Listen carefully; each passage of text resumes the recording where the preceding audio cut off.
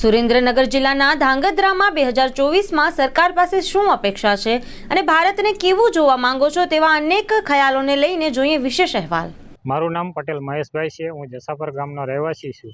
સરકાર પાસે તો અમારી અઢળક અપેક્ષાઓ છે અને સરકાર પૂરી કરે અમારી અપેક્ષાઓ પૂરી કરે એવી માગણી કરીએ છીએ। ખાસ કરીને ગરીબ લોકોને જરૂરી બીપીએલમાં નામ હોવું। બીપીએલમાં નામ હોય તો ઘણા ખરા લાભો મળતા હોય છે, જેમ કે વૃદ્ધ પેન્શનનો લાભ લેવો હોય તો બીપીએલના દાખલાની જરૂર પડતી હોય છે। એમાં બીપીએલના દાખલામાં ઘણા ખરા ગરીબ લોકોના નામ નથી અને ફોર વ્હીલ ધરાવતા અમીર લોકોના ઘણા ખરાના એમાં નામ છે। તો આજથી લગભગ 21 વર્ષ પહેલાં બીપીએલ યાદી બની હતી, તો એ આવકના આધારે બની હતી કે આવક જેની વધારે હોય તો એમાં સમાવેશ ન થાય, ઓછો હોય એનો સમાવેશ થાય। તો 21 વર્ષથી કોઈની આવક વધીએ નહીં ને ઘટીએ નહીં, જાણે ગરીબીને દસ્તાવેજ કરી દીધા હોય ને એવું મને લાગે બીપીએલ યાદીમાં। તો સરકારને એમ જ કહેવાનું થાય છે કે 3 વર્ષે જો આવકના દાખલાની વેલિડિટી પૂરી થતી હોય, કેમ કે એમાં આવક વધઘટ થતી હોય તો અને કાયદેસરી થવી જ જોઈએ વધઘટ। તો આવકના દાખલાની વેલિડિટી 3 વર્ષે પૂરી થતી હોય તો બીપીએલ યાદી પણ 3 વર્ષે રીસર્વે થવી જોઈએ, મારું એવું માનવું છે।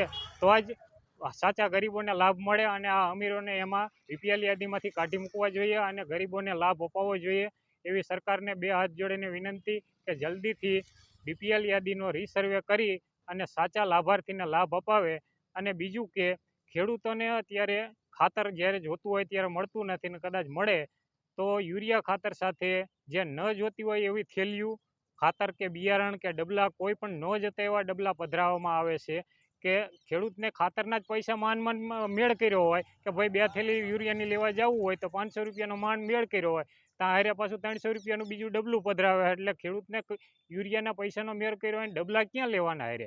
જે ન જોતું એ બધું પધરાવે। તો સરકારને એક જ વિનંતી કે આ ખાતરના લાયસન્સ ધારકો જે કંઈક યુરિયા અને જે કંઈ વેચે છે એગ્રો ધારકોને કડક સૂચના આપવી જોઈએ કે ભાઈ કોઈ ખેડૂતને પરાણે આવું ડબલા પધરાવે તો એના તાત્કાલિક લાયસન્સ રદ કરવા જોઈએ એવું મારું માનવું છે। મારું નામ Chandresh Kumar Roy, as a social worker. આરોગ્યની જો વાત કરી રહીએ આપણે તો ધાંગધ્રામાં સરકારી હોસ્પિટલ ધાંગધ્રા હોસ્પિટલમાં છેલ્લા ઘણા સમયથી સામાજિક કાર્યકરના આગેવાનોની રજૂઆત રહેલી છે। એક ગાયનેક ડૉક્ટરની ખૂબ જ જરૂરિયાત છે, તેમજ અન્ય ઓર્થોપેડિક અને અન્ય વિભાગના ઘણા ડૉક્ટરોની જગ્યા ઘણા વર્ષોથી ખાલી છે। હાલ છેલ્લા 2 માસથી ગાયનેક ડૉક્ટરની જગ્યા ખાલી હોવાના કારણે અનેક પ્રસૂતિ કેસના અને ડિલિવરીના કેસોમાં મહિલાઓ અને સામાન્ય પરિવારના લોકોને ખૂબ જ હાલાકી ભોગવવી પડે છે અને પ્રાઇવેટ હોસ્પિટલમાં જવું પડતું હોય છે। એટલે હું માનું છું ત્યાં સુધી આવતા 2024નું આપના માધ્યમથી કહેવા માંગીશ સરકારશ્રીને કે આગામી દિવસોમાં તત્કાલ આ બાબતે આરોગ્ય બાબતે ધાંગધ્રા સરકારી હોસ્પિટલમાં ડૉક્ટરની પૂર્ણ ભરતી કરવામાં આવે।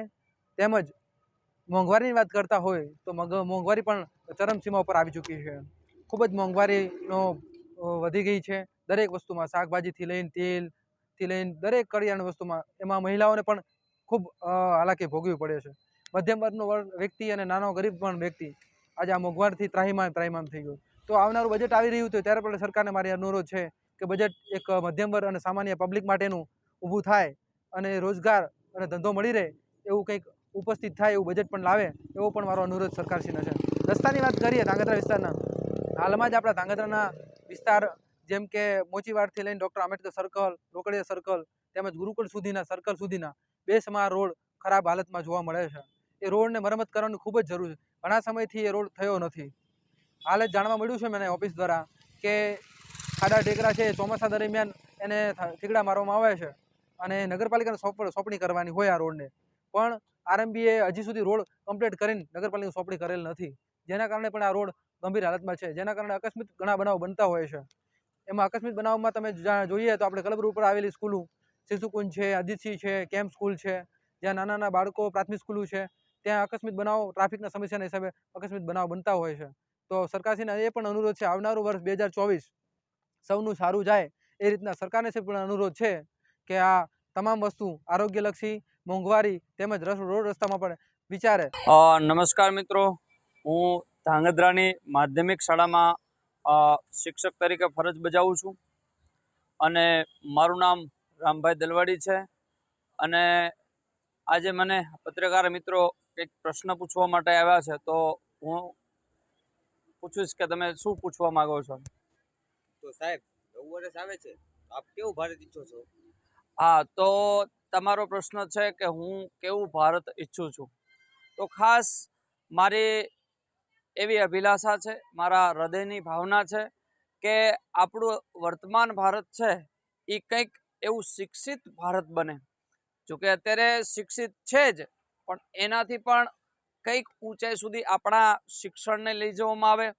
આજના જે યુવાન મિત્રો છે એ વધારે શિક્ષિત થશે તો નવા નવા વિચારો તેમના સુધી જશે, જેથી આપણા એક નવા ભારતનું નિર્માણ થશે. અને નવા ભારતનું નિર્માણ થશે તો આજનો આપણો જે યુવાન છે એ ભારતથી વિદેશ ગમન કરશે અને વિદેશમાંથી કંઈક એવા નવા વિચારો લઈને આવશે જેનું વાવેતર ભારતમાં થશે અને કંઈક એક ઉજળા ભારતનું નિર્માણ થશે. તો એક તો ખાસ શિક્ષણને અત્યારનું જે સ્તર છે એનાથી ઉપર લઈ જવાની વાત કરું છું. અને બીજું, સરકારશ્રીને મારે ખાસ એક શિક્ષક તરીકે કે આજનો જે યુવાન છે, આજનો જે વિદ્યાર્થી છે એ વ્યસન તરફ બહુ વળ્યો છે. નાની ઉંમરમાં એ વ્યસનની લતે ચડી જાય છે અને એ વ્યસન થતાં થતાં એક એવો સમય આવી જાય છે કે પોતાની કમાણીનો અડધો હિસ્સો એ વ્યસન પાછળ વયો જાય છે. અને ક્યારેક ક્યારેક તો વ્યસનની એવી લત લાગી જાય છે જેના લીધે ફક્ત એનું જ જીવન નહીં પણ એના પરિવારનું જીવન પણ એક એમ કહેવાય કે જીવવાલાયક રહેતું નથી. પરિવાર પણ એવી આર્થિક સંકળામણમાં આવી જાય છે. વ્યસનના લીધે પોતાના ઘરનું એક પતનના આરે આવી જાય છે. તો સરકારશ્રીને મારો એ પણ આગ્રહ છે કે આ વ્યસન મુક્ત ભારત બને એવા કંઈક પ્રયત્ન કરે. અને ત્રીજું ખાસ કે ભારતની અંદર એક બેરોજગારી, કે બેરોજગાર યુવાન છે ને એને તો હું કહું છું કે હરતો ફરતો બોમ્બ છે. કેમ કે બેરોજગાર હશે એ સારું નહીં વિચારી શકે, એ હંમેશા અવળા વિચાર તરફ વળી જાય છે.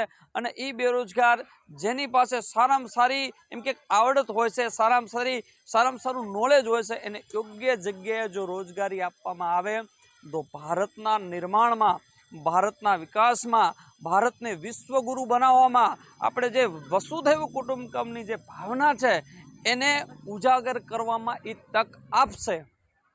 જો એ બેરોજગાર રહી જશે તો કંઈક એવા રસ્તે વળી જશે જે ભારતને એક નુકસાનના આરે લાવીને ઊભો રાખી દેશે. તો આજના જે યુવાનો છે એના માટે એવી કંઈક નવી નવી તકો ઊભી કરવામાં આવે જેથી એને રોજગારી મળી રહે, એનું જીવન સારું બને એટલે તરત એના કુટુંબનું જીવન સારું બનવાનું છે. અને કુટુંબનું જીવન સારું બનશે એટલે પરિવારનું સારું બનશે, પરિવારનું સારું બનશે એટલે સમાજનું સારું બનશે. એટલે આપણા ગુજરાતનું કે ગુજરાતનું સારું બને એટલે નો ડાઉટ ભારતનું સારું બનવાનું જ છે. તો આ મારી સરકારશ્રીને અપીલ છે.